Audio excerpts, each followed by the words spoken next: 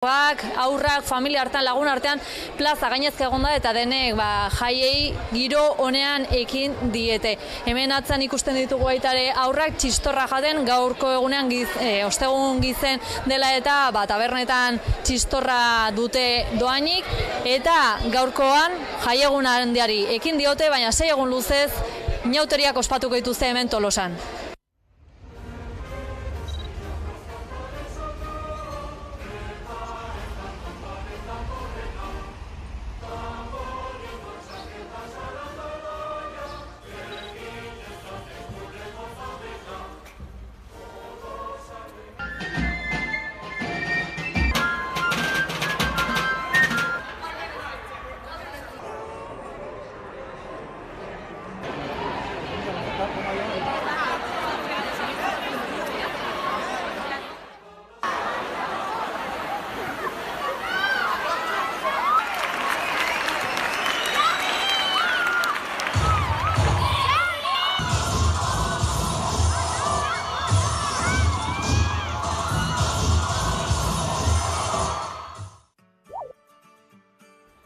Gasteizen 1679 urtean dagoeneko inauteriak ospatzen ziren, hala dio Crónicas del Viejo Carnaval Vitoriano lanak.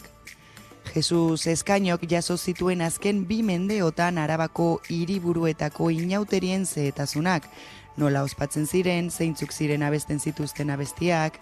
Beraz, Gasteizen inauterietako tradizioa antzinatik datorrela esan dezakegu. Izan ere, oraindik garai horretan sortu ziren bertsoak abesten dira margolariak hiriburura heltzean. 6 eguneko ospakizuna da, ostegun gizena da lehen eguna eta arratsaldean musika etzeko udal folklore akademiako eta Arabako abesbatzen federazioko aurabesbatzak protagonistak dira.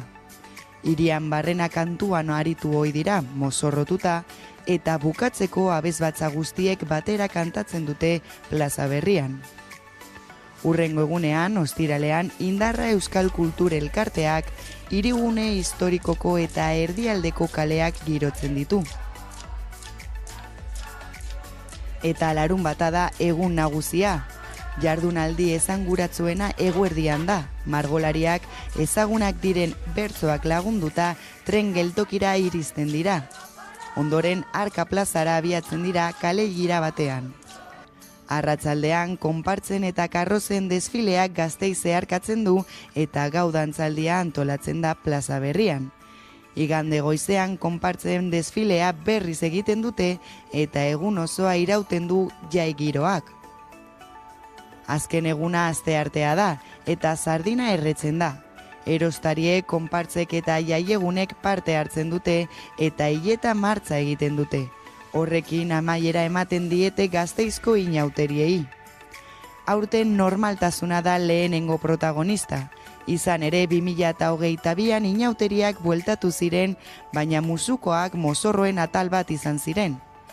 Berriz aurpegiak margotuko ditugu. Gainera, 2023ko kartelak zerikusia du sardinaren erreketarekin.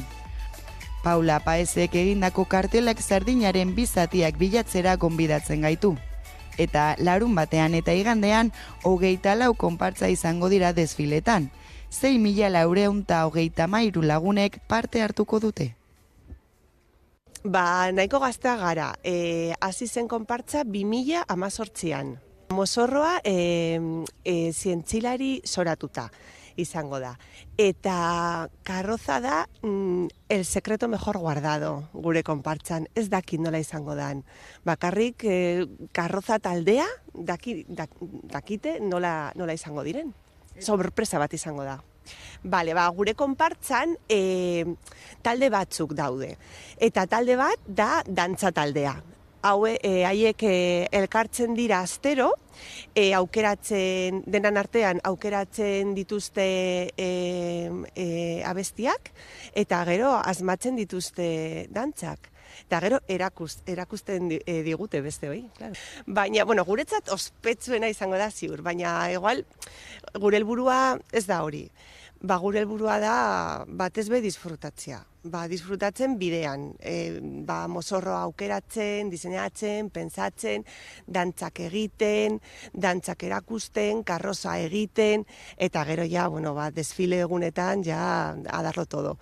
Baina gure helburua da batez be hori. Eta gero bebai, igual, auzoan zareak indartzia, egitea, bide horretik igual.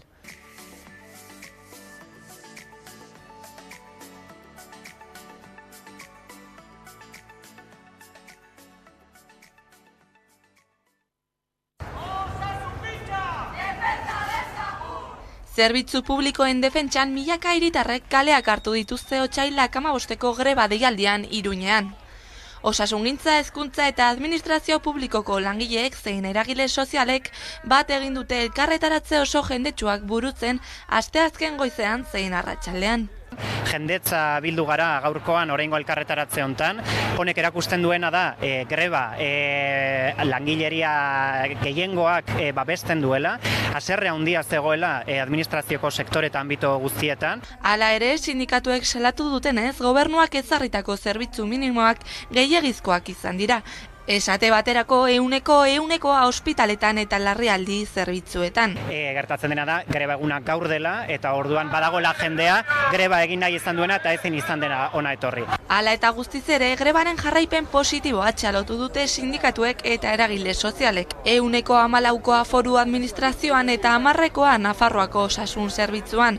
Nabarmentzekoa hezkuntzan greba egin duten langileen portzentaia, 117.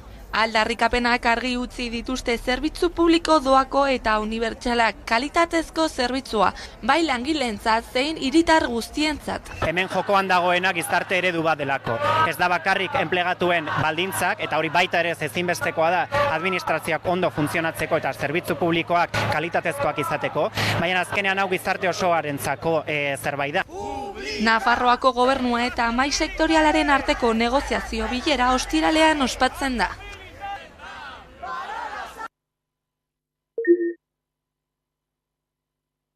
Bai, greban nago. Nago lanbide eskolan Virgen del Camino. Bai, greban nago eta Lizarrako institutotik nator. Bezain matera, erretiratuan nago. Ni toki administrazioan nago eta guk ez genuen greba egiteko eskubidea, baina alare atera gara osasungintza publikoa eta unibertsalaren alde. Badaude tailerrek ezberdinak eta departamento ezberdinak eta departamento batzuk egin dute gehienak, beste batzuek ez, baina orokorrean gaude nahiko pozik. 20% inguru. Zehazki zifrak ez dakizkit, baina prestakuntza gutxirekin izateko uste dut izan duela erantzun desente eta ona etorri gara Lizarratik talde desente bat. Orduan horrekin pozik nago. Bueno, zergatik ez? Aldi batetik prekarietatea, gehienak gara interinoak, eta hori hala ere ikaslentzako kalitatea eta hizkuntzaren kalitatea jaisten ari da, ez? Urte bat zaude txantrean eta hurrengo kurtsoan zaude tafaian eta hurrengo zaude imarkoanen eta hori ikaslentzat jaisten da, ez, kalitate hori. Bueno, batez ere zentroan egunero ikusten dugun errealitatea. Baditugu gure zentroan badaude 30 ikasle dituzten tutoreak, bi orientatzaile gara ia 1000 ikaslerentzat, eta horrela uste dugu ezin dugula arreta duin bat eskaini gure ikaslei dagoen aniztasun guztiarekin. Pentsatzen dudalako sistema publikoa indartu behar dela. Ari garela, privatizatzen alden guztia eta ez nago horren alde. Nire neureak batez ere pentsatzen dudalako irisgarritasunaz hitz egiten dugunean ez da gurpildun aurli batean dagoen norbait osasunetxean sartzeko, baizik eta pertsona migratzaile batek ere izan ditzan eskubide berberak, edo gaixotasun kronikoak dituztenak izan ditzaten behar dituzten baliabide guztiak, eta horrekin batera ere osasungintzan lan egiten duten ere lan baldintza duinak izan ditzaten, ez delako arazoa ez da dirua falta, dirua badago, zergak hor daude eta Arazoa da nola banatzen den diru hori, eta orduan guk pentsatzen dut, diru horrek joan behar duela irakaskuntzara, joan behar duela osasungintzara, eta ez duela joan behar adibidez, abiadura handiko trena bezalako, azpiegitura erraldoi, eta deusetarako balioko ez duen zerbaitetara. Bueno, ope bat itxi ez den bitartean, beste bat jarri dela martxan, jendeak jakin gabe plazatera behar duen edo ez, izena eman behar du bigarren ope horretan, prestatu, ikasi, eta itxarron behin-behineko zerrendak ere argitaratu behar zian urtarrilean, momentuz itxaroten gaude, eta basalatzea erabateko blokea dagoela bai mailan, bai gestio mailan, eta konponbideak eskatzeko. Arreta individualizatu bat emoteko, 350 pertsona asko direla, ez? Eta ez gaude eredu horren alde printzipioz, ez da gure harrera eredua normalean. Hortik aurrera, beste erabaki bat hartu genuen, eta uste genuen fokua, ez zegoela oker zebilela, ez? Gure behintzat erakunde espezializatu bezala daukagun iritziaren harira.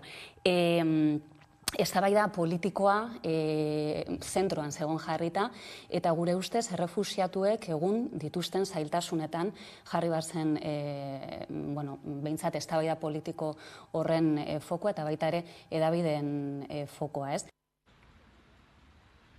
Hainbat bizilagun hurbildu ziren Aranako gizarte etzera antolatu zen bilerara. Bertan izan ziren Deniz Itsaso eta Udaletzeko ordezkariak. Espainiako gobernuaren ordezkariak EAen proiektuaren zehetasunak azaldu zituen eta auzoko eta Gasteizko auzokideen galderak erantzun zituen. Herritarrek adierazi zutenez beste proiektu bat eraikitzea nahiko lukete, hau da, zahar egoitza edo eguneko egoitza besteak beste. Hala ere, Itsasok azpimarratu zuen normala zela proiektuak sortu duen mesfidantza eta horregatik ezinbestekoa zen bilera antolatzea. Denbora dauntan entzun ditugun hainbat mezu, bakian baliteke mesfidantza hori eragin izana. Bai bizilagunek eta bai hiriak berak eta bai udalak berak parte hartu ahal izango dute bere prestakuntzan eta etorkizunean eskainiko dituen zerbitzuetan. Otsailaren 2an Espainiako gobernuak lehiaketa publikora atera zuen Gasteizko Arana egoitza zaharrean errefuxiatuentzako zentroa eraikitzeko obra. Horrek berriz ere polemika sortu du PSE eta EAJ alderdien artean. Jeltzaleek ez dute begi onez ikusten Madrilgo gobernuak hartu duen azken erabakia. Izan ere elkarrizketa eta lantaldea osatzea eskatu zioten eta ez dute erantzunik jaso. Bestaldea babestu eta 7. alaba elkarteak bildu dira gobernuak Gasteizen duen ordezkaritzan. Arana klinikan Alzheimerra duten 50 pertsonentzako eguneko zentroa irekitzea eskatzeko. Eskaera gutun baten bidez egin dute ordezkaritzan eta ondoren bildu dira duela 2 astea klinikaren aurrean egin zuten bezala.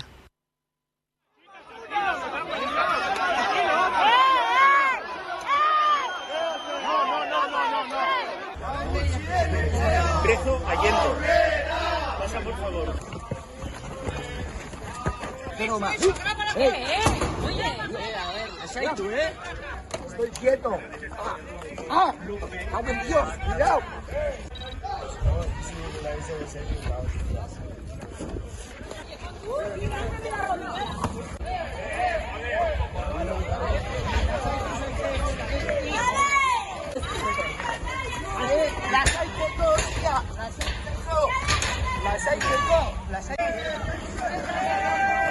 ¿Pero qué es una señora mayor? ¿Qué coño hacéis? Joder, flipante.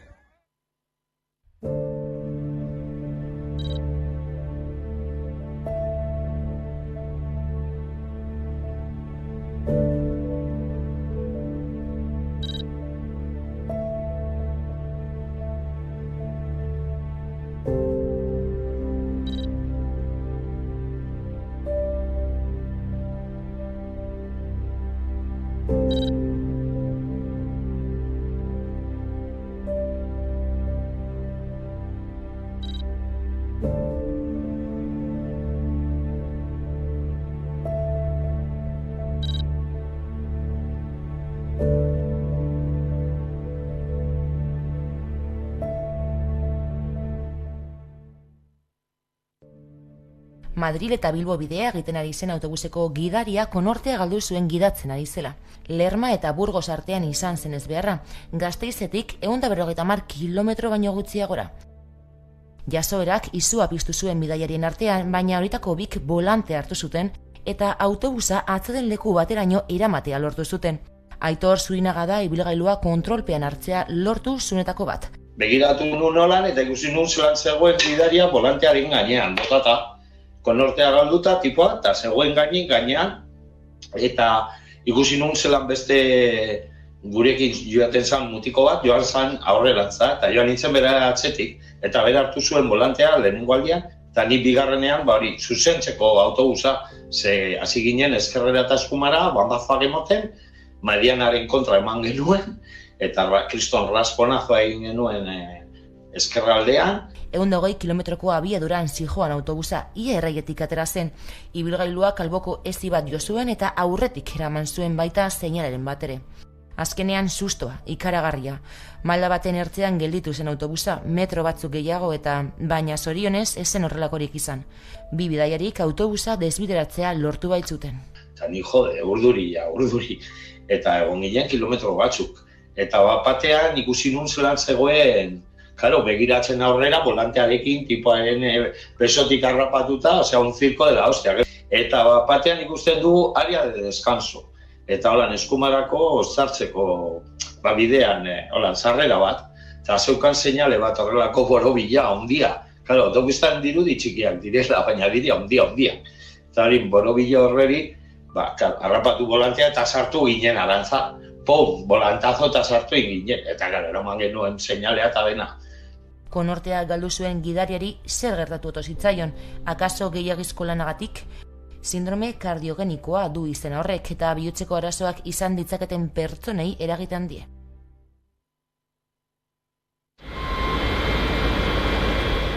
Zubietako erraustegia kutsadura muga 2000 aldiz genditu zuela ikertu du Ekopol ikerketa taldeak. Gorka Bueno ingeniariak sinatutako txosten zientifikoak Zubietako erraustegiaren legez kanpoko funtzionamendu kutsatzaia frogatzen du. Txosten zientifiko horren arabera 2020an eta 2021an 2033 gainditze gertatu ziren emisio muga balioetan. Eta horietatik ia erdiek oso erreaktiboak diren gas multzo bati egiten die erreferentzia. Horrez gain lehen 2 urteetan instalazioak programatu gabeko 240 geldialdi izan zituen. Ekopolen eta Gurasos herritarren elkarteko talde juridikoaren arteko lankidetzaren emaitza da lan hau. Testuinguru horretan Berria Hedabidea jakitera eman duenez, Gipuzkoako hondakinen kontsortzioak esan du Zubietako erraustegiak zorrotz betetzen dituela ingurumen baldintza guztiak, baita ingurumen baimen bateratuaren baldintza oro. Probaldian, martxan jartzekoan eta jardunean. Hori ala kontsortzioak esan du Gurasos elkarteak modu harturagabean nahasten dituela instalazioa martxan jartzeko prozesuaren datuak eta operazio datuak, alarma soziala piztu nahian. Afera honen erdian kezkatuta agertu da Agurtzano Solabarrieta Usurbilgo alkatea eta eskatu du ikerketa sakon, publiko eta demokratiko bat martxan jartzeko.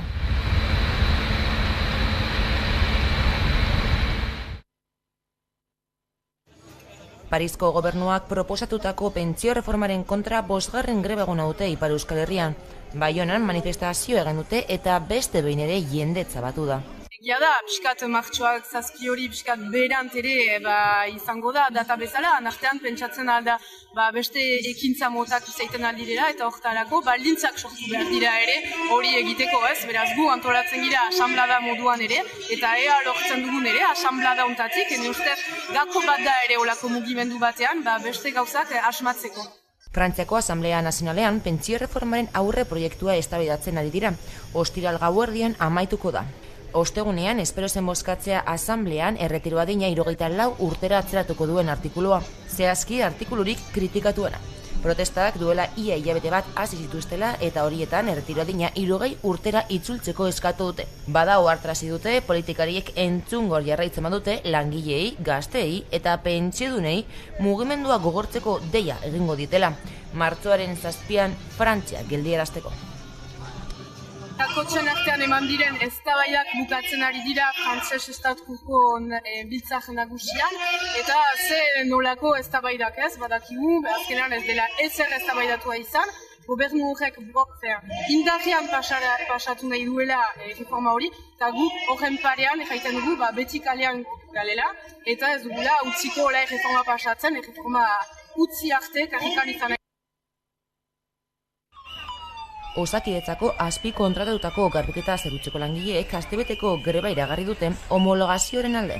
Langile hauek ja bere garaian duela urte mordo bat lortu zuten haien baldintzak homologatzea Osakidetzako langileen baldintzei. Zer gertatu da azken 5 urte hauetan? Osakidetzako langileek jaso dituzten hobekuntza guzti horiek hauei esaie aplikatu, ez?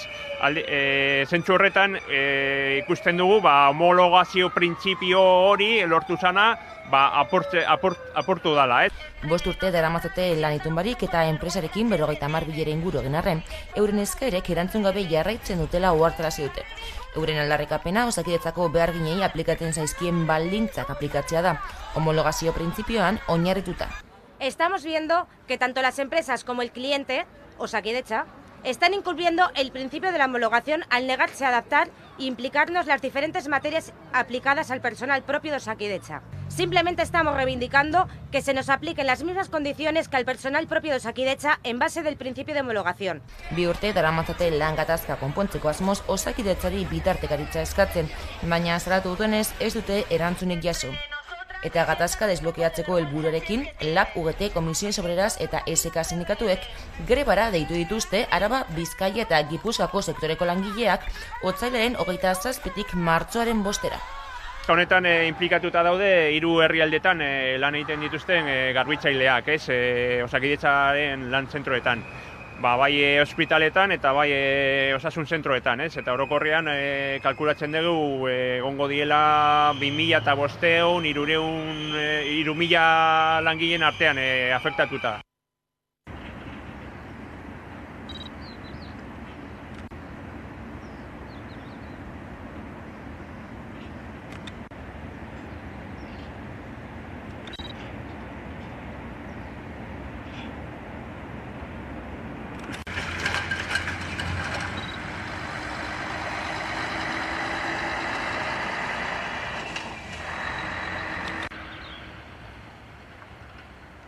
Beraz, Volkswagen Nafarroan gaur egun 3 automodelo fabrikatzen ditu, Volkswagen Polo, T-Cross eta Taigo. Une honetan Volkswagen taldearen Small BEV Battery Electric Vehicle gamako 2 modelo berri 100% elektrikoak iristeko plangintza fasean daude. Fabrikak ingurumen baimen integratuan eskatzen den gehieneko edukiera mantenduko du, hau da, 400.000 kotxe urtean eta 300.000 auto urtean, besteak beste merkatuaren eskariaren arabera aldatzen dena.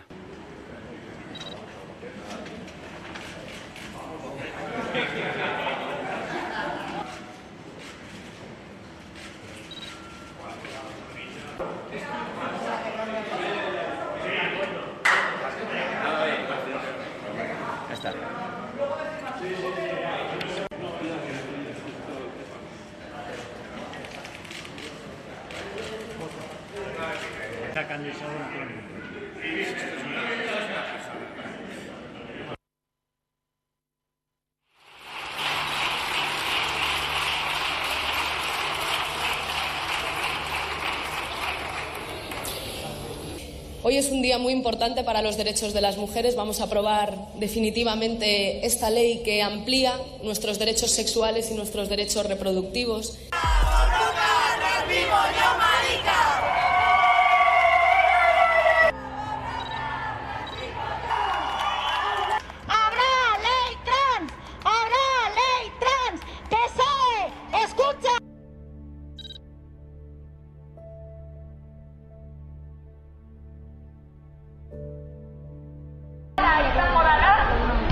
Irailetik aurrera, seguruenik, abortatzen dituzten emakumeak edo abortatu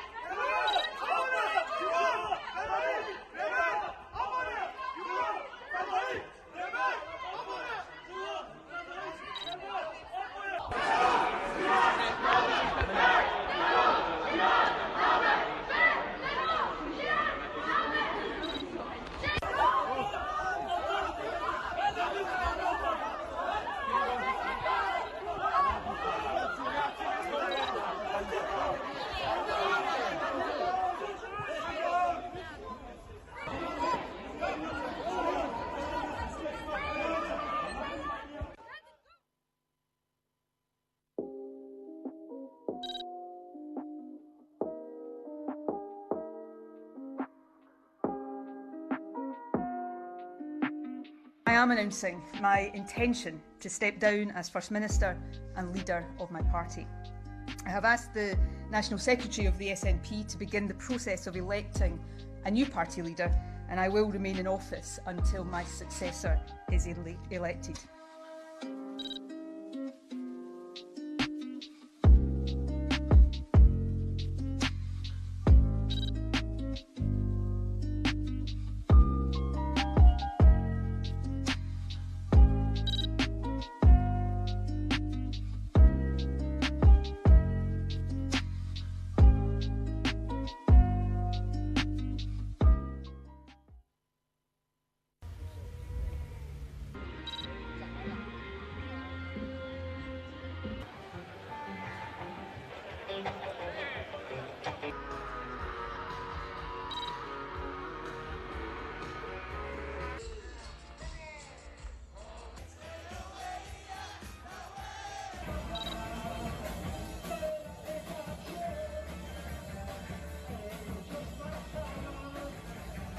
We are the songs you learn to sing. We are the sound of everything.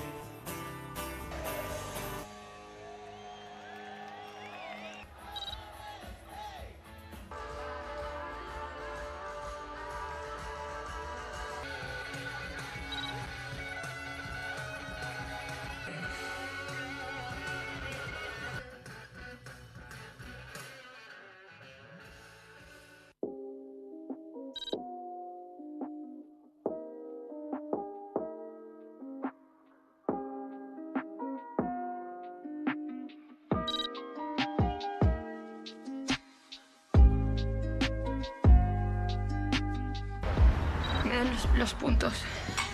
Qué exagerada eres, a todos nos han dado puntos. ¿Habéis pensado ya cómo os vais a organizar con la niña? ¿Conoces mi verdad? Supongo que me descubrió cosas.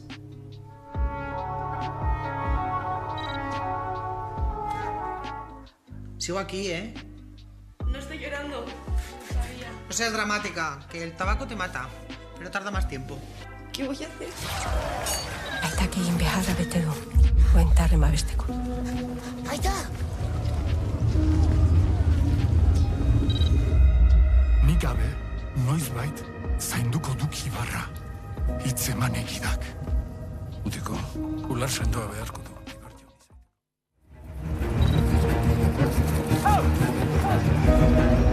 Eko gazte zindateke Ibar jaun izan.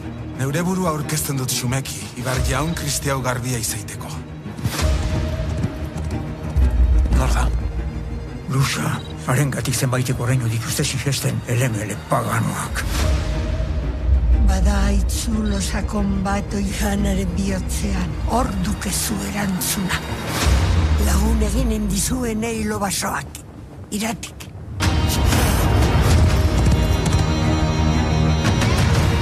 Norbaitek azken atxamatu.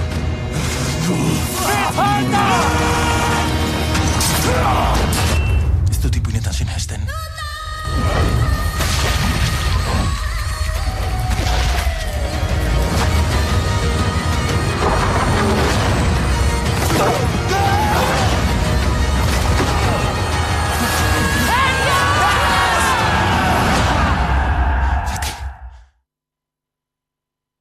Tutik gura, ongi etorri mintza lagunon mundura.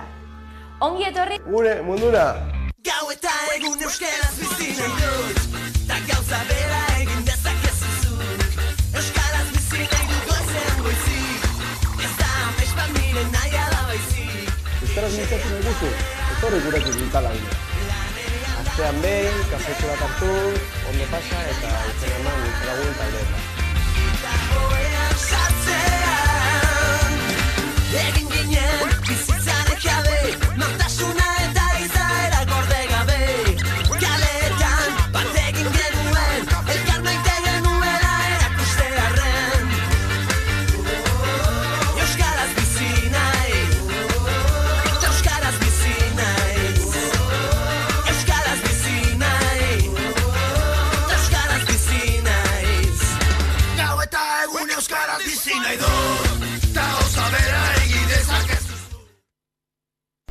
Ados Pilota elkarteak antolatutako emakumezkoen eskuzbinakako txapelketaren final laurdenak hemen Tolosako pilotalekoan jokatuko dira asteburuan, larunbatean hain justu, eta Hamaika Telebistan ikusteko aukera izango duzue astelenan joko zelaian. Oraindik zeini jokatuko duten ez dakigu, izan ere Zierbenan bihar ostiralean jokatuko dute, eta horren arabera jakingo dira zeintzuk izango diren lehiatuko direnak. Baina esan bezala, larunbatean arratsaldeko 6etan Beotibar pilotalekoan jokatuko dute eta 11an astelenan ikusteko aukera izango duzue.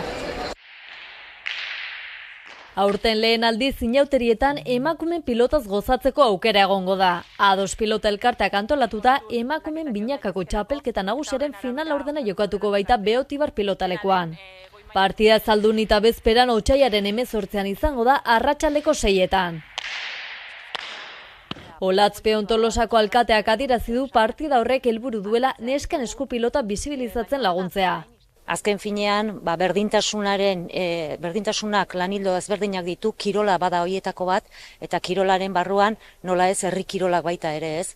Eta guri ibilbide hori egiten lagundu digu oraingo honetan Ados Pilota klubak ez, eta guretzako bere biziko garrantzia dauka. Eskuzbinakako txapelketa abenduaren 17an hasi zuten, eta ordutik 26 partida jokatu dira. Eta ostiralean Zierbenan erabakiko da behin betiko sailkapena. Alegia Tolosako final laurdenean zeintzuk lehiatuko diren. Pena da final laurdenetako kartela ezin osotara esan, hori, oainik sailkapena erabaki gabe daolako, eta horregatik, Aldaregia Mendiburu eta Etxekolonia Mujika bai zai daudela final laurden horietan, eta ostiralean gertatzen denen arabera, kruze hori jakingo da zein izango den. Final erdiak Azpeitian eta Iruñan jokatuko dira eta final handia Zumarragan martxoaren 5ean izango da Beloki pilotalekoan. Partida horiek guztiak Hamaika Telebistan ikus ditzakezue joko zelaia saioan.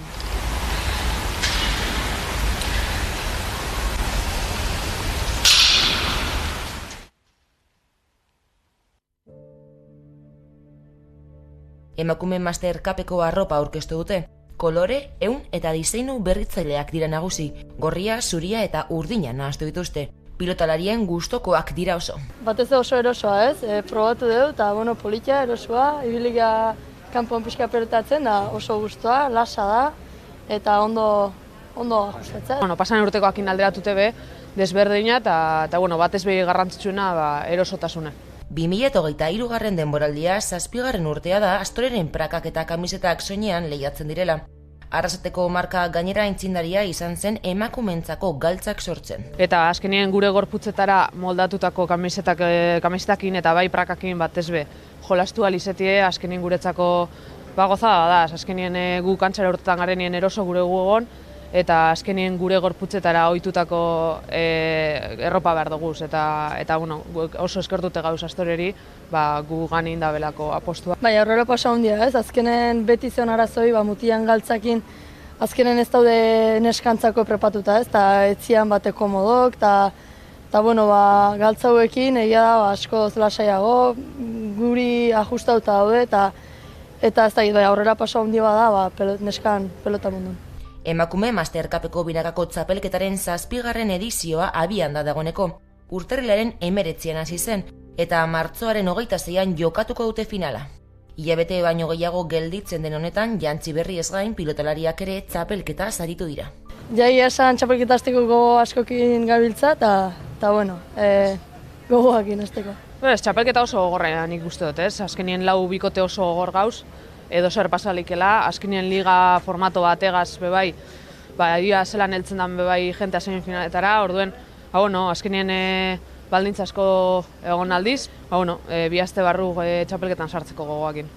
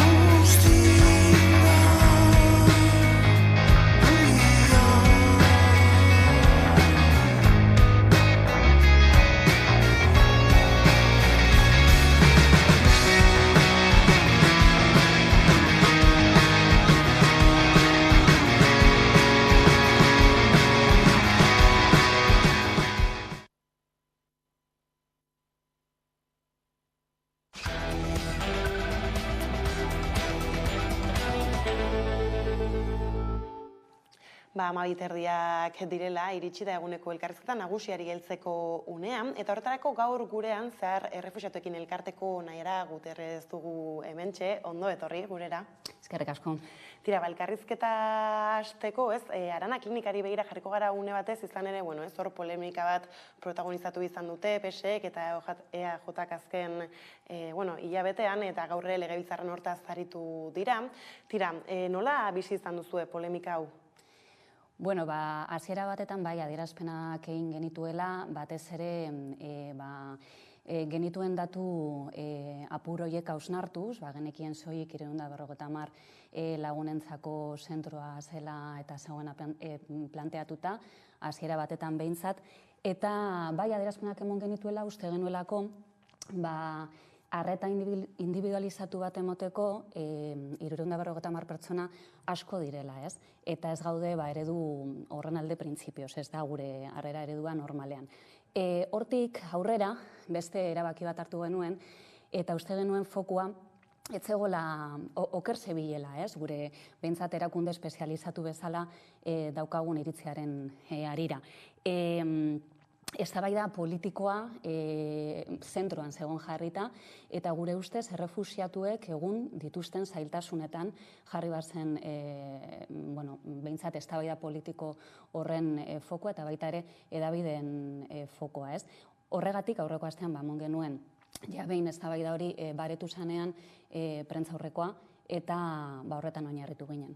Bai, ez izan ere, azalpen hainbat eman izan dira gobernu ezberdinetatik, zentro horri begira, Denis Itsasok ere azalpenak eman zituen, Espainiako gobernuak zer nahi zuen bertan egin, eta egia da, kritika asko jaso izan zituela, bere hitzek xenofobotzat hartuta.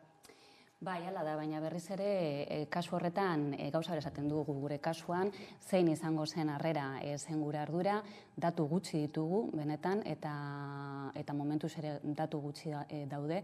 Harrera eredura gure ustez ez da aproposa, atentzio individualizatu hori emoteko, 350 lagun asko direlako, bakoitzak bere historia dauka, bere zama, bere zailtasunak baita ere, ze batzuk gazteleraz ez dakite, beste batzuk gazteleraz badakite, baina lana topatzeko zailtasunak dituzte, edo etxe bizitza bat behar dute, edo beste behar batzuk dituzte, ez? Beraz, ezinezkoa da, gure ustez, olako kalitatzezko harrera bat ematea eta eztabaida politiko horretatik aldentzea obrena dela pentsatzen dugu eta beste gauza batzutan oinarritzea. Adibidez, baitaren nola landuko da herritarrekin, ez? Olako zentro baten irekiera, bizikidetza on bat sustatzeko, bi noranzkoetatik egin behar da, ez? Bai, ez da horra ipatu duzu, ez? Beste eredu baten alde ingo zenuketela hor, zer azpimarratuko zenukete, ez? Talako zentro batean zer beharko luke egon? Oñati eta Tolosaren ereduak ditugu hortxe, harrera herriak dira, azteko Oñati eta Tolosa behin baino gehiagotan nabaritu da hori, ez? Izan ere Oñati zabaldu zenean, irekitzenean, herriaren harrera oso polita izan zen, ez? Ara joan ziren lehenengo errefuxiatu hoiekiko. Esan bezala, atentzioa individualizatua izan behar da. Pentsatuko dugu adibidez, eskola batetan, ez? Irakasle batek 35 haur baditu bere kargu, ez die behar bezalako atentzioa eskainiko. Gauza bera gertatzen da olako zentro handietan, ez? Ez dela atentzio individuala eskaintzen, ezin delako. Ez beste kontu batengatik, ez? Orduan, gure apostua da, etortzen den pertsona bakoitzari behar duen arreta eskaintzea eta behar duen baita ere gizarteratze prozesua laguntzea, ze hori da gure beharra, ez, erakundean. Bai, ez eta aipatu duzu horrez, fokua non eta nola, refuxiatuek dituzten zailtasunetan jarri behar dela, ez, izan ere badituzte zailtasunak eta horiek ere ez, edo horiek konpontzeko bideak zabaldu behar dira, zintzu dira zailtasun horiek egoin nabarmentzen direnak? Oso paradogikoa da, errefuxiatu izaera eskaintzeko lehenengo urrats bat eman behar duzu, nahita nahiezkoa dela, asilo eskaria egitea. Asilo eskari hori polizia etxeetan egiten da, Polizia Nazionalak dauka kompetentzia eta momentu honetan aurretiazko hitzordu bat eskatu behar duzu, lehenengo aurrezita bat eukitzeko. Ez da asilo eskaria formalizatzeko hitzordua, baizik eta aurretiazko zita bat. Eta zita horretan, zuk esaten duzu, errefuxiatua naiz, jasarria naiz nire herrialdean, eta asilo eskatu nahi dut. Eta hortik ja, bigarren zita bat emoten dizute, asiloa formalizatzeko. Lehenengo zita hori lortzeko aplikazio bat dago, internet bidez bilatu behar da, eta momentu honetan oso zaila da dauden erramientekin, baliabideekin, zita bat lortzea jendearentzat. Hilabeteak emoten dituzte askotan, aurre zita hori euki ahal izateko. Beraz, imaginatu prozesua nola luzatzen den, ez? Eta gainera, aurretiazko zita hori ez daukatenez, adibidez ezin dira harrera programetan sartu, horrek ez du ahalbidetzen, eta egoera administratibo irregularrean geratzen dira momentu horretan, edo oso garrantzitsuak diren beste dokumentu batzuk lortzeko zailtasunak dituzte, eta batzutan ezinezkoa da, adibidez errolda lortzeko. Beraz, ondorioak oso garrantzitsuak dira. Eta zeintzuk dira, kopuru horien datuak izan ere, kontatzen duzun bezala, askok eta asko tardatu behar dute, beraz, agian asilo eskaerak ere gehiago izango lirateke? Momentu honetan ditugun datuak, eta hauek dira datu ofizialak, Barne Ministerioak emoten dituenak, Euskal Autonomia Erkidego mailan, oda Bizkaian, Araban eta Gipuzkoa, 4.080 ez okerez banabil, asilo eskaera egin dira, egin ziren 2022 urtean direla manejatzen ditugun azkenengo datuak. Ukraniarrak aparte. Ukraniarren kasua, gero hitz egingo dugu nahi baduzu horri buruz, baina aldi baterako berezi bat aktibatu zen bere momentuan, eta beste 4.000 bat izango dira gutxi gora bera 2022 urte honetan berezi hori eskatu dutenak. Baina bai, noski, jende asko dago asilo eskatu nahian eta ezinean momentu honetan. Eta hor, agian batzuk usteko dute arazo teknikoak egon daitezkela, horren arrazoien atzean edo, baina zuek, igual agian agintarien aldetik ez borondate falta bat nabarmendu izan duzue. Guk eskatzen duguna da baliabideak jartzea, polizia etxeetan, rekurtso gehiago jartzea, hau ahalbidetu ahal izateko. Ukraniaren kasura bueltatzen bagara, hor ikusi genuen nola borondatea egonda, mekanismoak aktibatzen direla, egun batetik bestera, jarri ziren beharrezkoak ziren baliabideak beraien asilo barkatu aldi baterako eskari hau egin alizateko. Bai, ez beraz, egia da, Ukrainako gerrak, orain justu urtebete egin duen gatazka honek panorama berri bat bai ireki duela, asilo eskakizuna, edo antzekoen horretan nola baloratzen duzue hori? Zentzu batetan izan daiteke, eta izan da aurrekari bat, orain arte beste krisi, exodo potenteak mugitu dituzten beste krisi batzutan ez da holako mekanismorik aktibatu Europar Batasun mailan, eta aktibatu zen zuzentaragoa zentzu honetan aurrekari bat izan daiteke mendik aurrera, eta baita ere intzidentzia lan egiteko, egin daitekela, eta jendea behar duenean babestu egin daitekela, borondate politikoa dagoenean, jendea babestu daiteke, eta horrek Ukrainiak erakutsi digu. Ez egia da aldi berean, baina horrek haserreare piztu izan duela, ikusita beste jatorri batzuetako errefuxiatuekin ez dela trataera berdina egin. Eta biztan da, aurretiaz aipatu ditugun zenbait adibidekin eta beste askorekin bebai, baina bueltan mongo nioke eta aurrekari horrekin geratuko nintzateke, nola Ukraina eredu izan da. Ukrainiarrek babesa behar dute, eta gainera ikusi da nola Euskal Herriko jendean mugitzen den, herri solidarioa gara, hori aurreko krisi batzuetan bebai ikusten da, eta mugitzeko gaitasun hori badaukagu, orain adibidez, Sirian edo Turkian gertatzen ari dena bebai, elkartasuna hortze dago, eta babesa behar duen orori babesa eskaini behar diogu. Azkenean honek nolabait esatearen presente bat agian ere zabaldu du, aukerak ikusten dira hau eta gero, edo asmo handiagoa egon daitekela hauek errazteko?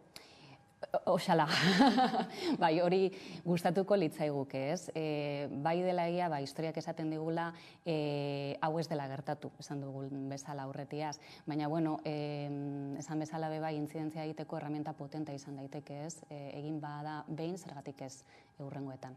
Bai, ez da, azkenan instituzioetan da pelota modu guztietan, ez naiz eta, zuek bezalako erakundetatik ahaleginak egin.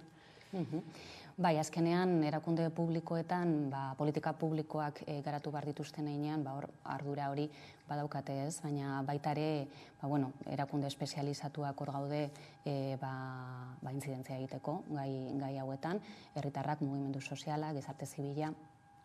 Bai, ez, eta gero hor aipatu dugu Ukraina bera, baina ez, esan duzu ez, ekialde hurbiletik, Asiatik ez, eta beste hainbat tokietatik badator jendea. Une honetan migrazio foku nagusiak ez, zeintzuk identifikatzen dituzue?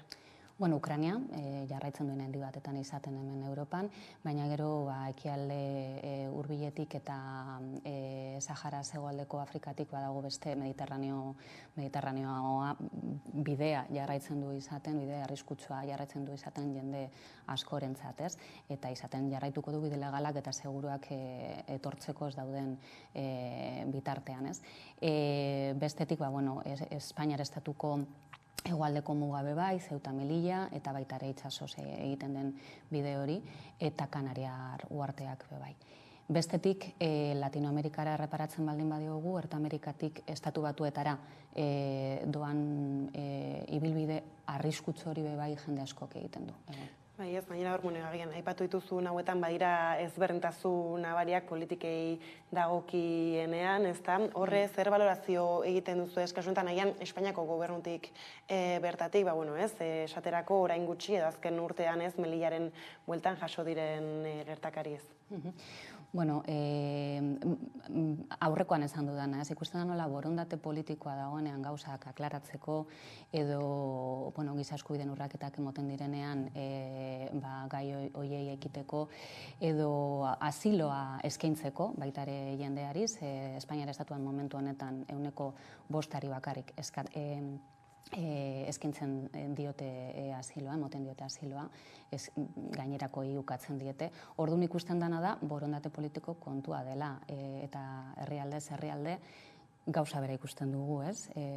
Estatu batuetan Ertameriketatik joaten diren pertsonekin, eta baita ere Europar Batasunean ekialde hurbiletik edo Sahara hegoaldeko Afrikatik etortzen diren horiekin gainera Mediterraneotik.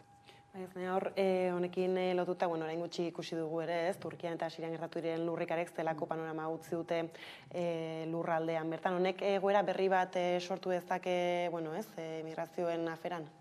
Goiz da oraindik hori baloratzeko, ze momentu honetan emergentzia larrialdi egoera batetan daude, ez? Horren ostean ikusiko da, seguruenik behartutako desplazamenduak egongo direla, etxe gabe geratu direlako hainbat lagun, ez? Eta gainera Siria momentu honetan gerra egoeran jarraitzen duela eta gerra luze baten ondorioak pairatzen dituela oraindik, imaginatzen dugu ez dituela baldintzak ukiko leku seguru bat izateko bertan bizitza berrera ikitzeko, ez? Orduan, leku aldaketak egongo dira, baina esperientzak esaten digu baitaren normalean olako leku aldaketak emoten direla aldamenetko herrialdetara, ze jendearen asmoa bueltatzea da, beti, bere sorterira bueltatzea da. Orduan, goiz da ikusteko agian honek, Euskadira ekarriko ote duen jendea. Bai, ez, agian horre fokoa une honetan izan daiteke ez laguntzak bertara iristeko eta alako kontuetan nola lagundu daiteken. Bai, ala da, gure kasuan adibidez, klaro ez daukagu laguntza humanitarioa, ez dugu eskaintzen laguntza humanitarioa hirugarren herrialdetan, baina, noski giza eskubideak defendatzen duen erakunde bezala, arduraz ikusi eta jarraitu izan dugu hau guztia eta guk hartatutako siriarrekin bebai komunikazioan egon gara jakiteko ez nola bizi duten, batzuk familia haukate egoera larri hauetan, baina beste batzuk ez, eta lateo guztiz ere ardura da zer gertatuko da nire herrialdearekin, ez? Noiz bueltatu naiteke nire herrialdera eta izugarrizko pena sentitzen dute Siriagatik eta impotentzia baita ere hemendik hau ikusita. Bai, ez normala azkenean ez jakintasuna nagusi alakoetan, beraz esan duzun bezala ez, itxarotea gelditzen da, ea zer egin izango duen jakiteko. Eta honetaz gain, konta iguzu, ea zer beste proiektu dituzuen esku artean, zeharren? Bai, bueno, hainbat. Hainbat, egunero mundu osotik zeratozen errefuxiatuak artatzea, hori da gure misioa. Baina igual beste baten bat aipatzearren, deserrotuak izeneko kanpaina bultzatu genuen orain dela hilabete batzuk, ze askotan hitz egiten da migrazio klimatikoi buruz, klima aldaketa oratzean, klima aldaketak sortzen dituen migrazioi buruz eta behartutako desplazamendoi buruz, baina gu haratago goaz kanpaina honekin, ez? Eta klima aldaketa nork sortzen du, ez da holan bapatean sortzen den kontu bat, ez? Gizakia dago horren atzean eta kasu askotan enpresa transnazionalak, ez? Orduan zentzu horretan gure apostua deserrotuak kanpainarekin hori ikustaraztea izan da, ez? Nola enpresa transnazionalak hegoaldeko herrialdetara joaten dira, bertan ezartzen dira eta jendea leku aldatzen dute. Eta leku aldaketa horiek behartutak dira, askotan violentzia erabiltzen dute estrategia bezala leku aldaketa horiek bultzatzeko eta beste batzutan arrantzaldea bazinen eta batean zure herrian eta zure ibaian hidroelektrika bat jarri baldin badizute, privatizatu baldin badira luroiek ibai hori eta orain arrainik ez baldin badaukazu, hortik alde egin beharko duzu, behartuta, ez zuk nahi duzulako, baizik eta behartuta, ez?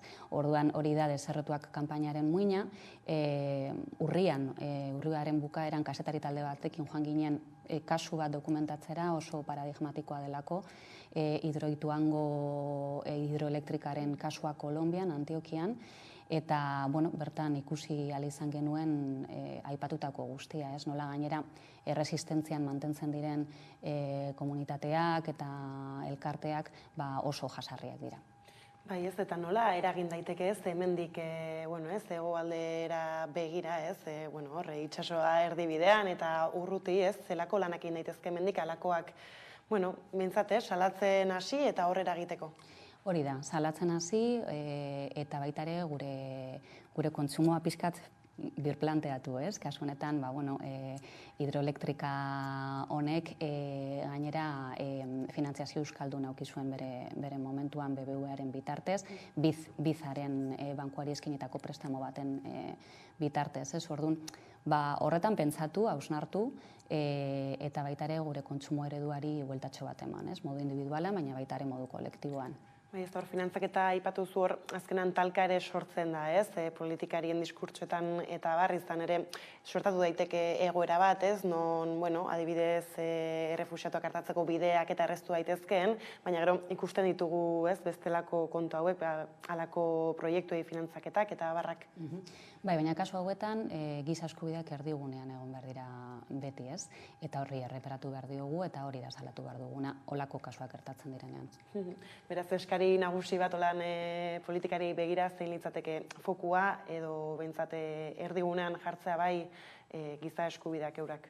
Hori da, hala da, eta gainera hemendik hilabete batzutara baditugu udal eta foru hauteskundeak, hauteskunde horietan beraien herri eta foru programetan errefuxiatuen eskubideak bermatzeko neurri zehatzak ezartzea, ez? Hala nola, balen komentatu duguna, ez instrumentalizatzea beraien diskurtsoetan errefuxiatuak eta gainera baita ere bizikidetza sustatzea diskurtso horietan eta ez haustura soziala. Aipatu dituzu hauteskundeak, ez? Maiatza laster iritsiko zaigu eta zer espero duzu, zelako jarrerak espero dituzu, ez? Egingo dituzuen bilera horietan? Aspaldi egiten dugun dinamika bat da eta normalean hauteskundeak izan baino hilabete batzuk lehenago alderdi politiko guztiekin biltzen gara eta proposamenak eramaten dizkiegu, egingarriak direnak, eta bilerak edukitzen ditugu danekin, ez? Horren ostean, guk baita ere, horren berri emoten dugu eta jarraipena egiten saiatzen gara, ez? Elkarlanean gaude beti, hemen Euskal Autonomia Erkidego mailan bai dalagia, aspaldi gaudela bai Euskal Erakundeekin eta bai alderdi politiko guztiekin elkarlanean. Eta, agian maiatzera begira, ez? Bada zerbait horrela, bai ala bai, eskatuko zenekena, bintzat lehenen da biziko pauso bat politikarien aldetik? Elkarbizitza interkulturala sustatzea, ez? Azken finean auzokideak gara eta horrela ikustea, ez bestearen kontzeptu hori, ez? Bestearen kontzeptu horrekin apurtzea herrietan, elkarrekin bizi gara eta denon artean eraiki behar dugu gizarte berri hau. Eta gero, halako gaiak, ez, gizarteratzerako orduan, ikusten duzue agian faltan badela, ez, takitan pedagogia ez heltzea, edo antzeko zerbait, ez da nola ikusten dituzuen halako gaiak herritarrengan nolako eragina duten? Claro, demostratuta dago nola diskurtso arrazionalak olako kasuetan ez dutela oso ondo funtzionatzen, ez? Adibidez, Araban badaukagu esperientzia oso polit bat, bertan bizilagunak izeneko ekimen bat egiten dugu urtero eta zeharretik sustatzen dugu Arabako zenbait herrialdetan, eta egiten dena da igande bateko bazkari bat planteatu jatorri ezberdinetakoak diren bi familien artean, ez? Familiak ulertuta modu tradizionalean, edo lagunak txoko batetan, edo pare bat bikote, edo dena delakoa. Eta esperientzia honek emoten digun informazioa da nola lehenengo, ez? Aurreiritzi horiek bion aldetik, ez? Gainditzen direnean, hortik eta gauza simple eta sume batekin, bazkaria den modukoarekin, hortik ateratzen dira kuadrillak, lagunak, edo momentuak bai, ez? Batzutan, igual ez da hortik adiskidetasun bat ateratzen, baina bai, nolabait zurrumurru eta aurreiritzi horiek genituenak geure buruan ustea. Bai, ez azken horako esperientziek, bai ala bai ez, eragina bautela pertsonengan, eta, ia alakoak ere gehiago zabaltzen diren, honekin utzi behar dugu hemen elkarrizketa, mila esker gaur gurean izatearren. Zuei. Eta, tira ez, hauteskundei begira ere ez, zuen proposamenei helduta ez, beste batean ere, hemendik ikusi altzaituztegun. Bai, zuei eskerrik asko.